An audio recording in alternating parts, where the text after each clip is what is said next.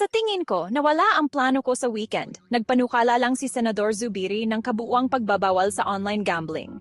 Nanganganganib ba ang paborito mong betting apps? Pag-usapan natin yan. Noong Hulyo 7, inihain ni Senador Juan Miguel Migs Zubiri ang Senate Bill No. 142 sa Senado sa Pasay City.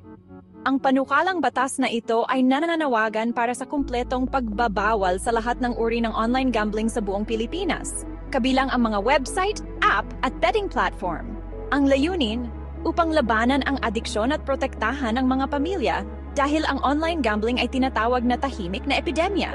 Kung may pasa, ang mga internet provider at mobile network ay kailangang i-block ang mga gambling sites sa loob ng 72 oras pagkatapos ng abiso o mahaharap sa multa at suspensyon ng lisensya. Sabi ng mga taga-suporta, makakatulong ito para maiwasan ang paggalugi ng maraming Pilipino. Ano sa tingin mo, dapat bang tuluyang ipagbawal ang online gambling? Tagulan na! Bumili na ng payong! Check mo ang link, mag-follow at share para sa Balitang Pilipinas.